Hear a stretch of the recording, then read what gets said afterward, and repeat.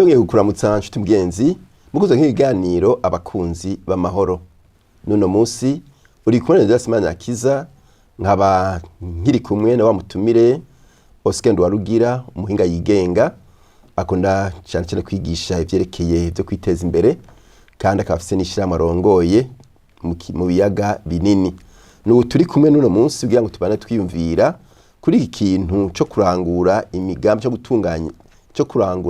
cyo gutunganya imigambi y'iterambere rirama canke igihe kirekire. Nubu niwe tukirimwe rero kugira ngo twongere tuganire kuko ni ikintu gikomeye cyane gituma umuntu ahari hose ashobora gutera imbere kandi agateza imbere igihugu arimwo. Ibi bigatuma ibi bintu byo kuguma abarundi bayerera bava mu gihugu baja mu kindi bagusha utwo bafise bihera, ahubwo bakaronka ivyo bagenda bajanye hanze. N'uwo mutumire wacu turamukije. Mutumire wacu nanje ndabaramukije kandi ndabakengurukiye kuba mwasubiye kuntumira. Murakoze cyane.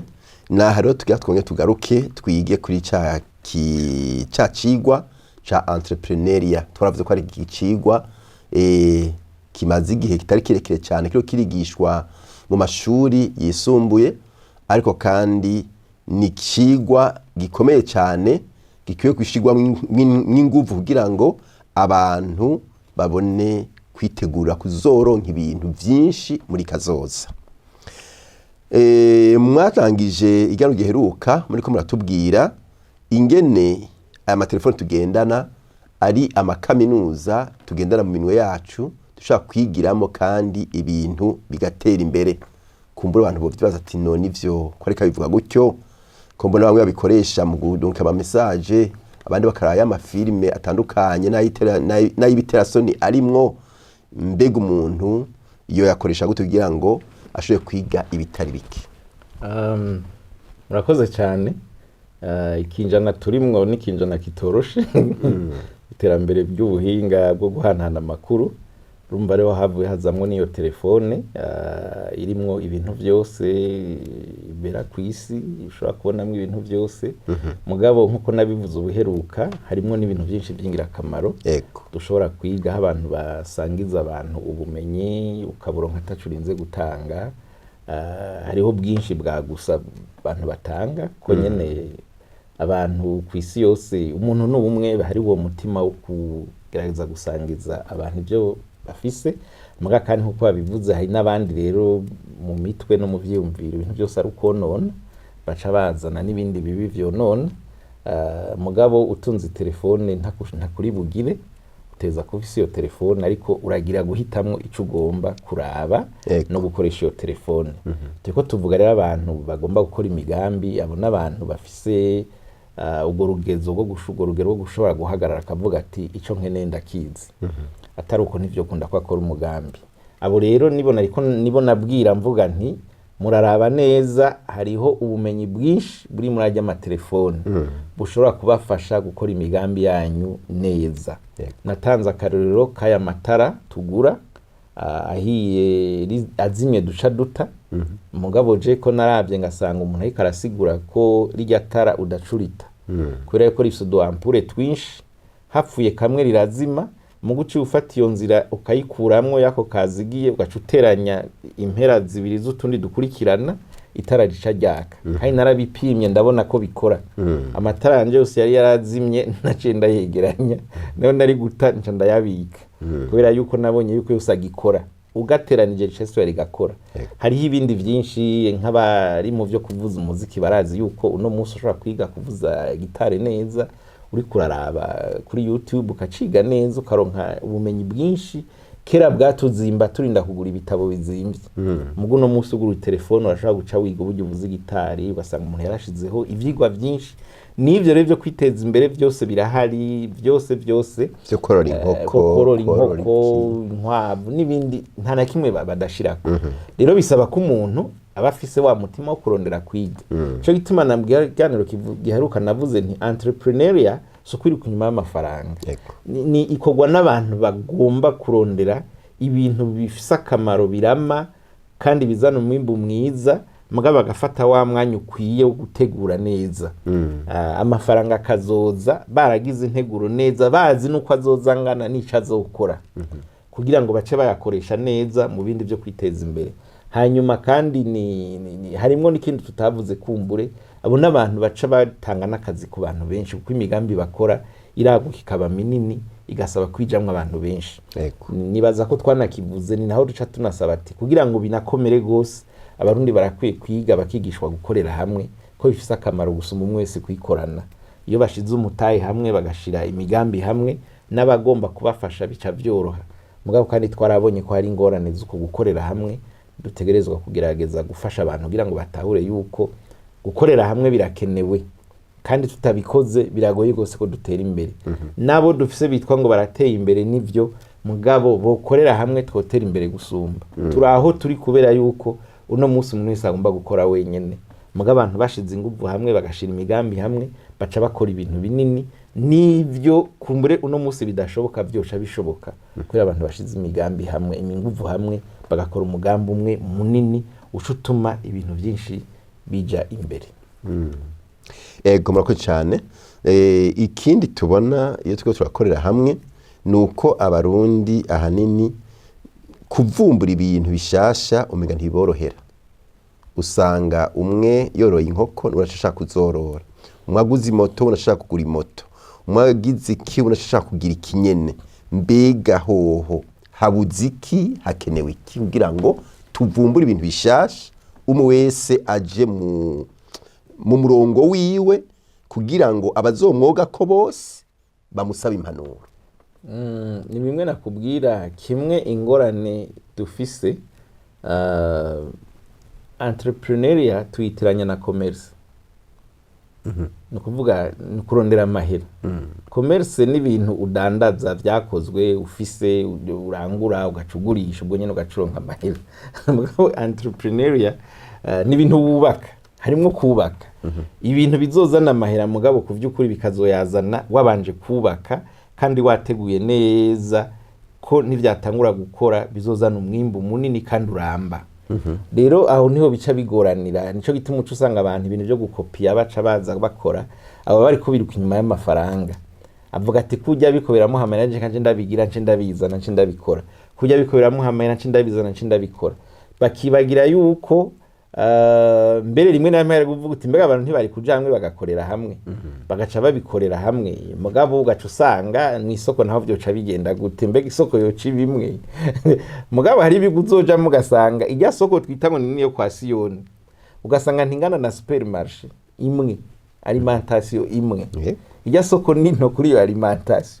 Ukibaza n'abantu babigize gute, wagenda kuraba ugasanga uko yanditse ko abantu benshi bashize amahera hamwe, bagaca bagira ikintu kimwe, ico biga gusa n'uburyo bazogabura inyungu. Ugasanga nuko bimeze. Rero twebwe kubera ngira ngo aho turi n'urugezo dufise ko gutembera no kubona ibindi bintu, ivyo dukoze byose tunumengo ni ibintu binini naho byo bari bito. Mugabo nibaza yuko ku vyo kuri abarundi ntibisigura ko batoshobora kurondera. Borondera mugabo bisaba ko banza gutahura ico bagomba gukora niki, hanyuma bakanatahura inyungu yo gukora witonze. Reka mfata akarorero keza dukunda gukoresha mu bijanye n'ivuga butumwa. Hari ivuga butumwa ryo guteranya, n'ivuga butumwa ryo kugwiza. Ivuga butumwa ryo guteranya nuvuga ngenda ahantu ngakoranya abantu mu gikorane, ngasigura agaca yihana abantu 100. Ngaca ngenda handi ngasigura agaca yihana abandi 100 canke 50. Mu ndwi zibiri nkamfise abantu 500 canke 300 bihanye. Urumva nguma ngenda nihanisha abantu, nguma mvuga nti barihana barihana. Mugivuga butumwa ryo kugwiza mara umwaka niko mvuga ubutumwa ku muntu umwe kandi ndamukomeza. Uwo muntu umwe umwaka ukurikira rusha tujana turi babiri. Je ngafata umwe nawe agafata uwundi. Urumva tugasha tuba 4 ku mwaka ugira kabiri, ca tuba 4. Babandi bateranya bageze kuri bangahe, bariko baraba ibihumbi 10. Uri kurabiraba n'amaso ubona umingo abantu baradusize nzova tubashikiri.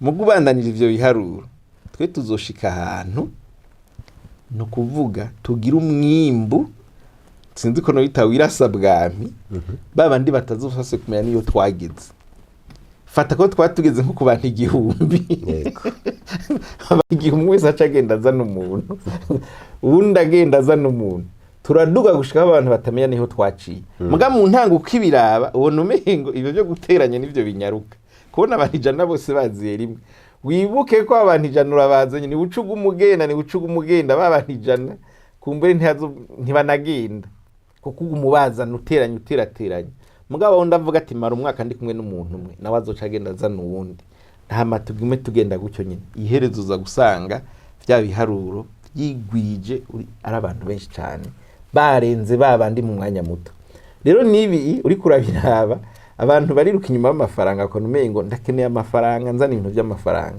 agaca abona ibintu mengo bya entrepreneuria birateba bamwe bagaca bana bitanguye bagaca batangura kuvyonona batangura kurondera kuko birafise uko bitegezwa gukogwa no kuvuga wamaze kugira iciyumviro kavuga ngomba gukora ikintu gikore neza wisunza amategeko kandi ugikore kubera witonde gukore ku buryo bwuko kirinze kiza kizoza ari ikintu ciwawe kidasa nica abandi uri kurakopia hama baze bagikunda hama gice kigugwa kimaze kuza neza kigashika ku isoko nta nkeka ko kizogugwa neza rero uza gusanga rero uko kwirukima amafaranga cyo gituma abantu baca birukanga bagerageza kuzana ibinabiriya baronde ibinabiriya yaba vyaherera hoho hari n'abagenda no gufujana no kwiciranira ugasanga yagiye kudodobereza undi muntu kugira ngo ujya nimugire gutya na gutya na gutya ngarabe ko ivyo ari byo byotera imbere ibyo byose biri muri kwa kwiga twavuga iyo umuntu afise ubwenge buke butakwiye neza yibaza ngo ateye imbere wenyene nivyo byiza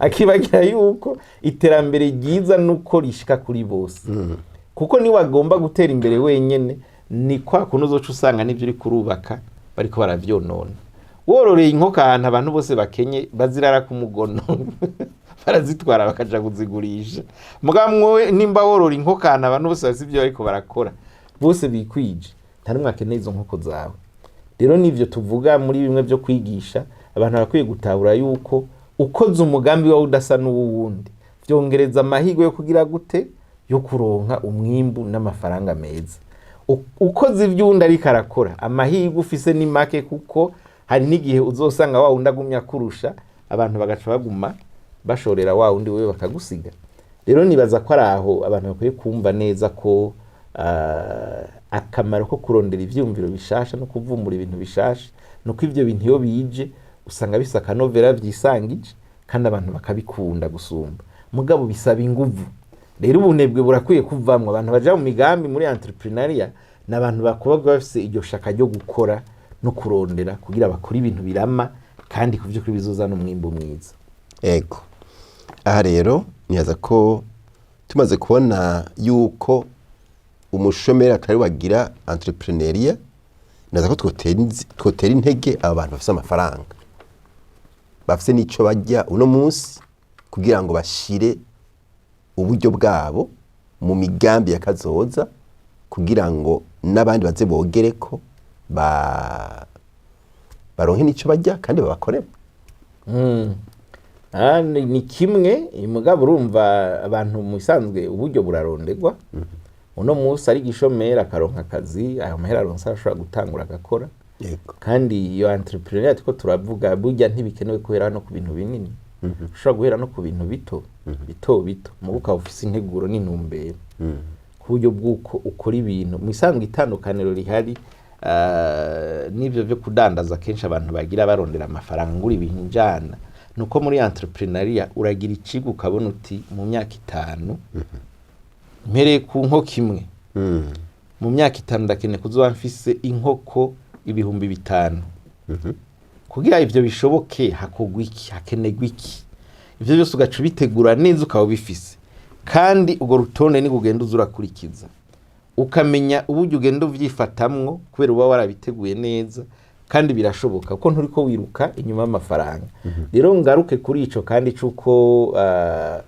bidakenewe gose ko abantu baronka amahera menshi cyane kugira batangure iyo migambi kuko nsite unguhere ku mahera menshi ikintu gikenewe n'uburyo ivyumvira ufise ubipanga n'integuro ugira kugira ngo iyo nteguro wa wagize izira kujana hanyuma n'umwifato ucugira wa mwifato twavuga abantu biga bigishwa abantu barondera abantu bashaka kumenya abantu barumva jewe ryari nuri imodoka hanyuma nuri imodoka rumva izi zitwara abantu umuntu umwe yarayicayemwo karagahiyasi gato yazabona haji bisi nini acaravamo umukomvayeri n'umushoferi ngo turakubonye ngo ejo ntuzutugire mu modoka ndababaza atagiye mu modoka yanyu ninda zobahombye nimwe muzobamuhombye si bazobahombye ko yabazanira amahera wapi ngo ntavyo dukeneye ngo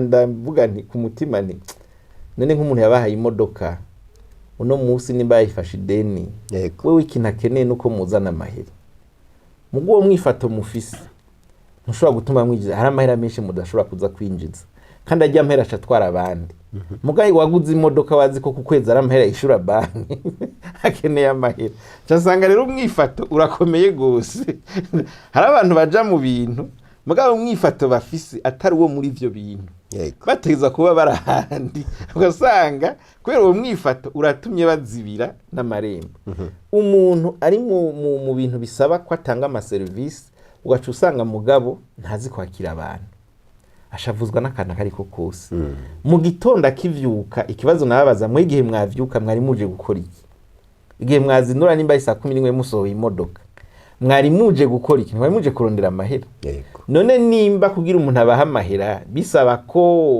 mubanza ava mu modoka nyakagenda hama mukamuhamagara akagaruka ibyo ntimwobikora ico mushaka sa amahera rero hari abantu uza gusanga ingorane nyamukuru bafise umwifato uzibira ibintu byose harimo na kwa kwiga akumva umengo yokwereka ivyo umwigishije byose ntavyo akenere kayikoreshiza ivyiwe mugabo mu gihe uzi ko ari ibintu atari ibintu bishasha uri kurazana ahubwo warukene kurondera babikoze kugira bagufashe bakorohereze nta muco uteruje imbere rero nibaza yuko kurundi ruhande nuko abantu rero bitwa nabo ngo bari n'amafaranga tukigaruke ko nubundi amafaranga nivyo barayafise mugabo bariko bakora iki kugira ngo ikibano gishobore gutera imbere bariko bazana imigambi nyabaki ishobora gutuma abantu benshi baronka akazi hama bariko baduza gute abandi bantu bakora ibindi bintu bizotuma bose bahuriza hamwe igihugu cyose kigatera imbere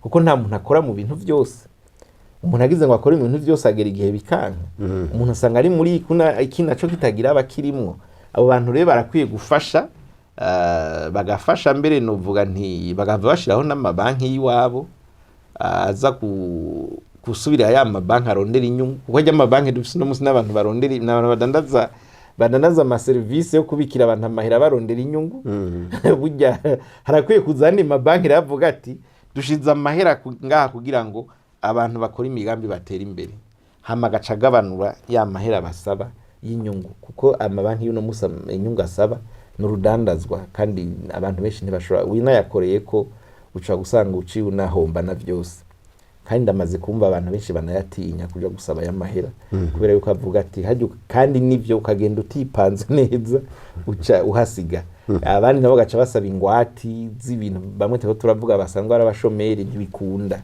ko baheza bakagira mugabo jewe nkabo bitwa ngo nabashomeri no kuvuga ikintu baba bakene no kwiga umugambi muto mugabo bakawutegura mu buryo uzokura bagaca bakoresha uburyo buke bagaca bagira ico twita discipline bagaca bigisha uburyo bakoresha amahera hama bagaca bagenda buke buke bakiha ikiringo bakaza barasuzuma baraba ko yanteguro bagira iri kiragenda ijana niyo bashaka gushika rero aho agaruka bimwe twavuga byo kwigisha abo bantu bariko bigishwa nabande ni bande bekora kwiza inyigisho zo gufasha abantu iyo migambi mito mito ubu gishobora kugenda itera imbere ni bande bekora fasha abantu mu kibano aho nshagaruka kandi ngaruka kuri leta tuvuye muri ibi vya politike n'ibindi byose igihugu kiha intumbero yo gutera imbere kikavuga kiti tugoma tugira imbono kazo zayiterambere hari kwago kugira ngo abantu babe encadré muri ivyo vyumviro vy'iterambere inyigisho zateguwe n'izihe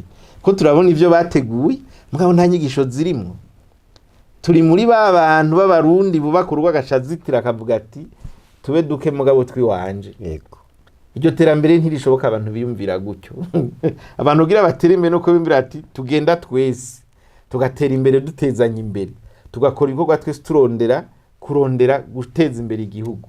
Inyigisho ziko zirategwa zo guha abantu kugira ngo bose biyumvire muri urwo rugero nizihe za mpinduka zo mu mashure zuko abantu batiga bavuga bati turiga leta ikiduha akazi, hama biyumvire bati twokora iki kugira ngo dufashe muri uko gutuma n'abadafise uburyo bukwiye bashobora kuronka uburyo batangura iyo migambi mito mito mugabo kandi bari encadre. Twibuke ko kera mu kurima hari abantu bitwa ba moniteur baba mu kibano, ikawa baraza kuraba kwisasiye neza, nico gituma kera twimbura ikawa nyinshi. Imirima dutanguye gutera ku murongo bama baje kuraba ko muriko muratera ku mirongo hageze itera, bazunguruka mu kibano cose baraba ko mwese muriko murabikurikiza, kandi vyatuma umwimbu uba mwinshi. Bakaraba ko mu kwimba ibinogo mwubahirije amase muriko muyashiramwo neza, ukabona ko uwo muntu afise agakinga leta yamuhaye canke akamoto arazunguruka hose agatanga raporo. Ni ivyo rero bikwiye gusubira kugaruka kugira ngo abantu babe encadre muri iryo terambere, bashobore kumenya neza imigambi bakora n'uburyo baherekezwa muri ubwo gukora. Ikindi novuga nuko birakenewe gose ko haba no kugira no gutahuza abantu yuko ikibano ari rusangi, atari umuntu umwe yibana yirebanga, mugabo ibibazo byinshi biba bihari kenshi uza guca usanga bituma abantu kenshi bataheza ngo bahuze, kubera yuko ibintu vyitwa ko amaserivisi two kwita publique niki y'abantu bose usanga kenshi atangwa hatisunzwe ukuntu ko abantu bose bafise ku burenganzira. Ivyo navyo bikwiye guhinduka, nimwe twita ibiturire n'ibindi byose burya navyo birazibira imigambi, kuko umuntu aragenda agatanga amahera, umuntu agacaza kwica imigambi y'abandi bantu kugira ngo iyi witere imbere. Ivyo byose ni ibintu vyonona abantu bari mu kubahiriza umutekano w'abantu, mu gutanga amaserivisi ku bantu, mu korohereza abandi binabiriya, nabo barakwiye kujamwo kuko n'uruhara runini bafise. Abatanga amasertifika, abatanga ibyo kuraba, uragenda nimburi kuba ihingurira uti muraza kuraba ko nkwije ibisabwa, ibintu baca bakubwiruza gusanga n'umengo bagomba bace baharira ntibavyiteho. Nabo barakwiye kwigishwa ko nabo bafise uruhara, kuko igihugu gifise ivyo bintu byose kugira ngo bifashe. Mu gihe ugiye gusaba service ugacumenga uteza guca uyitangira n'ayandi mafaranga, kandi hari umuntu nawe arayo waguranye kandi uwo muntu ahembwa kubera ivyo nyene, bigaca bibi bibazo, ugaca usanga rero abantu benshi bahitamwo gukora uko biyumvira. Ko nundi avuga ati naho bikora neza, abantu batwara mu moto ne bakubwira ngo naho imoto ntikwiza, ngo naho ushira kwikwe byose umupori umva nk'iryo ni ibintu bibi cyane. Abapolisi barakwiye gukosora imoto ikwije ne bayireka igende, nta ngorane nimwe. Iyo ni ndero iteza kuja muri ivyo byose. Nimi moto ikwije irakwije, umuntu agira transport nimba kwije nimwemere ko akwije arengane. Mugi iyo mvugo yuko ngo ntibigera bakwiza arumva yica byose, icituma n'abandi batiyumvira no gukora ivyari bikenewe bagaca bakora nabi. Rero uza kubisanga mu mantuze yose ngo bamaze kumva abantu avango babimwa amasertifika bagize iki niki kandi bakwije bikenewe. Ivyo byose umva bica bituma ya migambi inigirwa mu menshi. Yego, murako cyane nagira nibutse bakora twumviriza yuko ibyo gukora biracariho. Sindumva umuntu afise inkwavu ibihumbi n'ibihumbi, sindumva umuntu afise inka ibihumbi, sindumva biboneka neza yuko naho twese twokoranira ngaho mu Burundi tworonka ibyo turya, twaronka ibyo turushorera hanze, ko hanze barabikeneye. Nabo gira inkwavu ibihumbi n'ibihumbi hanze barazikeneye, zoronka iyo zija kugurishirizwa. Kandi biza ariko biri nibikogwa. Reka mvuge nko kujanye n'amavoka. Jewe ndamaze kuganira n'umuntu asanzwe akora mwe n'ivyo bintu. Navuga nko mu isoko y'Iburayi kugira ushora ivoka bayikurikirana kuva ukitera ukayamura, umaze kuyamura rero traitement bayigirira, ukayitekera n'ikarati jamwo ibizwi neza, baraguha amadimension n'uburyo yugara. Hanyuma hariho amanimero uteza kuba ufise kugira vyerekane ko ushora ivyo bintu, hanyuma ukayijana bakayakira. Hari imisu yamurira ko nigizo bayeze n'ibipimo byose babiriko bikwira. Intambukira cari ndende. Ibi rero tuvuga hari gihe tuvuga ibintu kamengo bamwe bagacavuga ngo hari ibintu dukora ukamengo ni ibintu twopfa gukora gutyo birasaba by'ukuri ko abantu bakangurirwa bakamenya ati ibiswe two turabikora ubwa mbere twe twarigeze kugomba gushora amashugwe biratunanira mugari abandi bayashora ugiye bakagusobanura urya amashugwe ategurwa n'uburyo ashorwa n'uburyo bayarima uza gusanga ari urugendo rurerure kandi birashoboka muga bisaba ko abantu bavyiga kandi bakabitegura hama bakabikora uburyo yatekera uburyo ugira byose birimwo ibi vy'inyama nibika abantu bashora ntuwaduka ngo urabazi ibikoko ngo ciujana urashora oya hariho ivyo bita amanorme bikorerwako ivyo byose ni ibintu bisaba ko abantu bategura rero uza gusanga twebwe twicirwa nuko kuntu umenga ibintu tugomba kubikora umengo no gucisha hejuru umengo kwirukanga no kunyarutsa amahera aboneke entrepreneuria kwiruka inyuma y'amafaranga no gutegura imigambi izotuma haza amafaranga kandi akaza neza umuntu azoronka uruhusha rwo gushora ibintu hanze vy'ibiribwa n'ibiki hari inzira zoba yaraciyemwo kandi itomoye bituma ico gihe azoteba mu gatanguye ntazohagarika murakoze cyane batwaga no gutera intege ariko batwumviriza yuko ibikorwa biriho kandi ntagire ubwirwa ngo bazomufujira niya bigenda mu manorm nkuko bibereye azoshika ku kintu gitomoye kandi kizotuma abantu batera imbere yamara agacira kaza n'amarunda kaza abantu bakaronka ubuzi bakaronka ibyo bajya n'ibyo banwa n'ibyo bambara gadushimire rero mwe mwaduteze yompi twizeye neza ko ihinduka rikwiye kuba mu mpande zose haba guhera kuri leta iriko yaduhimiriza kuja mu mbona kazoza y'u Burundi bwifashe mu 2040 n'u Burundi buteye imbere mu 2060 twizeye ko izobandanya nayo nyene ituje imbere abari natwe tuje inyuma kandi birashoboka turi kumwe n'abahinga bariko baratwigisha ibitandukanye mutumire wacu turabakengurukiye nanje ndabakengurukiye kandi ndakengurukiye nawe ko baradukurikirana bongera mwatwumviriza ku radio atandukanye twizeye ko n'ubundi munsi twakeneye muzoza mukafika yego cyane ni mwana miranzutse murakoze cyane Lorenzo Simana Kiza mwari kumwe hamwe n'umutumire wacu Oscar Ndwarugira turabasezeye naho butaha